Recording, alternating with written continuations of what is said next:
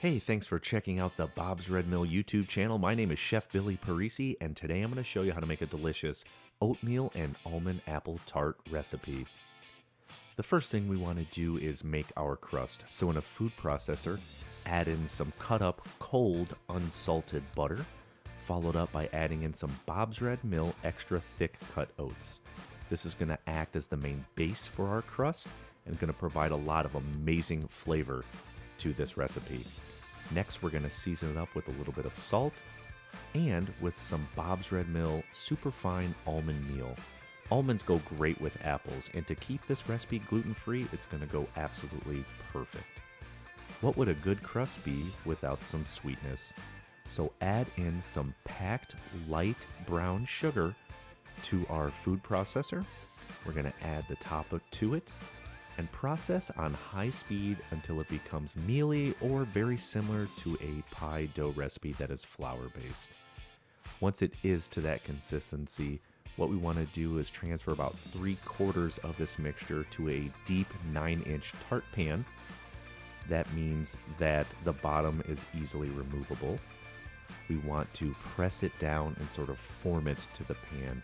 I like to use a spoon here because I feel like it really compacts it and you can press it easier and smooth things out.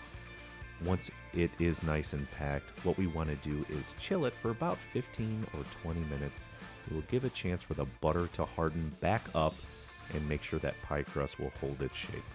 This is perfect timing because we can go ahead and peel and slice up our apples. I'm using a combination of sweet Gala apples and Granny Smith apples, which are more on the sour side. I like to have that perfect balance of flavor in all of my pies or tarts.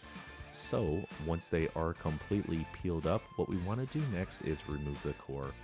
I do this by simply slicing around the core and then discarding it. Makes it go very quickly and it's incredibly easy to do. Once the core is completely moved, it's now time to slice it up. You can do these in 1/2-inch squares or 1/4-inch squares. I like to slice it thin. I just think it looks nice.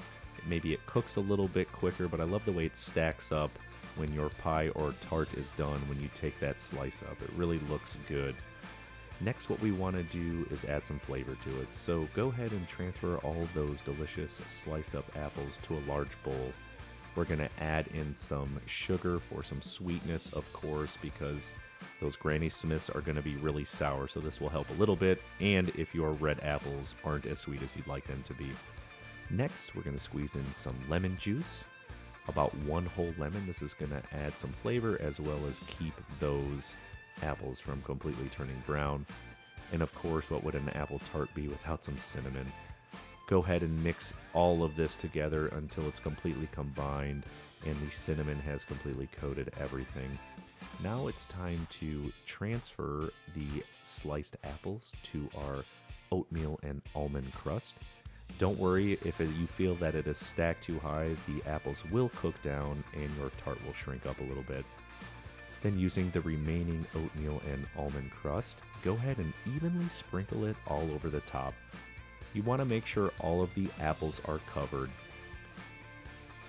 Put the tart pan on a sheet tray and we're going to bake it in the oven on 350 degrees for in between 45 and 50 minutes. While it's baking, I want to make caramel. It's a very easy recipe that combines packed light brown sugar with some heavy whipping cream, which is going to provide some fat and make sure that our brown sugar doesn't burn. And why not some more fat with some unsalted butter. You want to whisk this together until it's liquidy and combined, but also to make sure it's not gritty. So be sure to cook it until it is nice and smooth. And at this point, you simply want to keep it warm until our apple tart is completely finished. Now that our apple tart is done, we remove it from the oven and we want to make sure it cools to room temperature, or you can absolutely eat it warm because I can understand how good it would be. So just transfer it to a cooling rack and again, cool it to room temperature or eat it right away. Just note that if you decide to eat it right away, the crust hasn't completely had time to keep its shape and for the butter to harden back up. So it might crumble a little bit, but you'd expect that because of the crust being mostly oatmeal. But go ahead and take a nice big slice out of there and put it right onto a plate. Like I said, it's okay if it breaks up a little bit. We're going to add on a big scoop of vanilla ice cream and, of course, some of that amazing caramel we made. This is an absolutely delicious recipe. The best way that I can describe it to you is like an apple cobbler, except for the cobbler topping is on top and bottom. Thanks so much for watching. Be sure to visit bobsredmill.com for more great recipes and ideas.